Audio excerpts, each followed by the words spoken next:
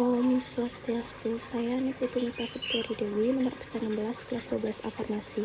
Di sini saya akan menjelaskan mengenai materi batuk, asma, dan juga mengenai materi HIV dan AIDS. Yang pertama yaitu saya akan menjelaskan mengenai materi batuk, di mana pada materi batuk ini saya akan menjelaskan yaitu mengenai pengertian, penyebab, pencegahan, dan obat dari batuk. Yang pertama yaitu saya akan menjelaskan mengenai pengertian. Batuk adalah proses pertahanan tubuh dengan cara menghilangkan zat asing dari saluran pernafasan.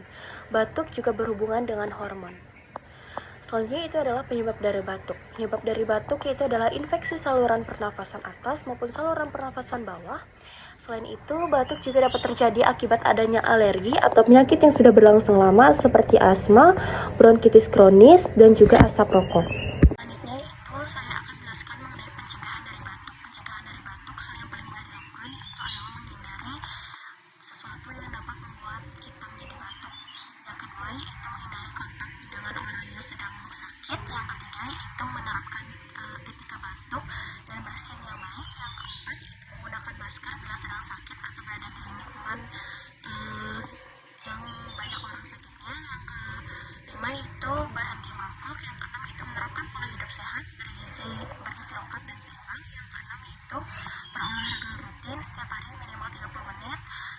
Yang ketujuh itu minum air yang teratur dan atau minum air yang cukup. Yang kedelapan itu beristirahat yang baik atau tidur dengan cukup. Yang ke-10 itu menghindari kontak dengan penderita penyakit flu, TBC, dan juga pneumonia. Selanjutnya yaitu saya akan membahas mengenai obat dari batuk.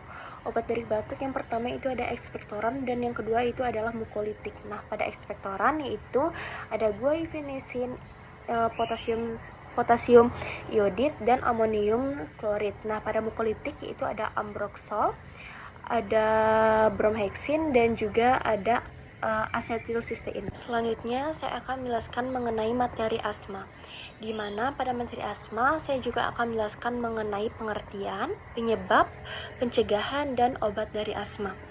Yang pertama yaitu saya akan menjelaskan mengenai pengertian asma. Asma adalah penyakit alergi yang ditandai dengan peradangan steril kronis yang disertai serangan sesak nafas akut secara berkala, nafas mudah tersengal-sengal, dan batuk, di mana asma ini mempunyai bunyi khas. Penyebab dari asma yaitu adalah peradangan steril kronis saluran nafas, batuk, stres, dan juga kelelahan. Pemicu dari asma yaitu adalah batuk. Selanjutnya itu pencegahan asma. Pencegahan asma dapat dilakukan dengan cara healing, cerita jika mengalami stres, beristirahat, meditasi, dan mengatur pola nafas. Selanjutnya yaitu adalah obat dari asma.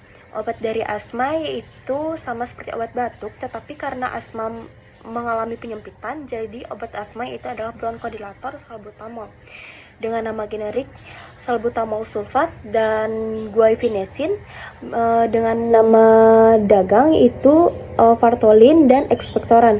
Yang kedua itu dengan nama generik salbutamol sulfat dengan nama dagang salbufen dan juga Ventolin.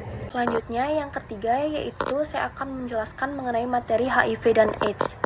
HIV adalah singkatan dari Human Immunodeficiency Virus. HIV adalah jenis retrovirus yang menginfeksi kekebalan tubuh, menghancurkan dan merusak fungsinya.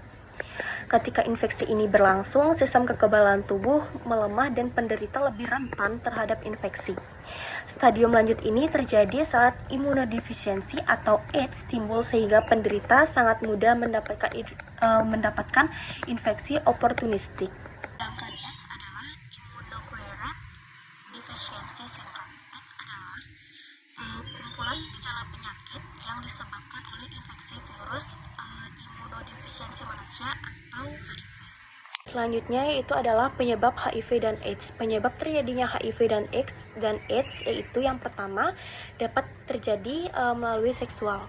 Hubungan seksual yang tidak aman dengan pasangan yang sudah terinfeksi HIV, homoseks atau heteroseks. Yang kedua yaitu adalah parental. Pada parental ini dapat melalui jarum suntik, tindik, tato yang sudah terkontaminasi HIV, dan juga dapat melalui transfusi darah yang sudah terjangkit HIV.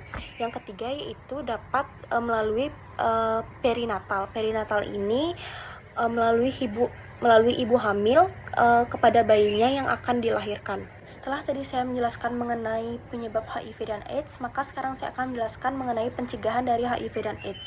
Yang pertama yaitu pada hubungan seksual dapat dicegah dengan cara tidak melakukan seks bebas, tidak berganti-ganti pasangan, dan menggunakan kondom. Yang kedua yaitu pada parental dapat dicegah dengan cara melakukan sterilisasi alat suntik, dapat dilakukan dengan cara sterilisasi alat tato, sterilisasi alat tindik, serta pada donor darah. PMI saat ini sudah melakukan hal yang maksimal dengan cara screening donor darah, sehingga pada saat ini hal tersebut jarang ditemukan. Nah, untuk yang ketiga yaitu mengenai perinatal. Perinatal ini dapat dicegah dengan cara saat melahirkan maka dapat dilakukan dengan cara sesar, dan pada saat memberikan ASI itu dapat dilakukan dengan cara memberikan susu yang sudah dalam berbentuk kemasan, dan hindari memberikan ASI dari secara langsung. Selanjutnya yang terakhir yaitu saya akan menjelaskan mengenai obat dari HIV dan AIDS. Obat dari HIV dan AIDS yaitu ada ARV atau antiretroviral, yaitu obatnya ada dolutegravir dan juga ada efavirenz. Nah, HIV dan AIDS ini sebenarnya obatnya tergantung dari stadium yang diderita oleh penderita HIV dan AIDS tersebut. Tetapi obat HIV dan AIDS ini dapat digolongkan menjadi beberapa macam atau beberapa jenis. Yang pertama yaitu ada CCR, yang kedua yaitu ada FI, yang ketiga itu adalah NRTI, yang keempat itu ada NNRTI, yang kelima itu ada INSTI, dan yang terakhir yang keenam yaitu ada protease atau enzim protease. Sekian materi dapat saya jelaskan. Mohon maaf jika terdapat kesalahan kata ataupun yang lainnya. Saya tutup dan akhiri dengan Parama Santi. Om Santi Santi Santi Om.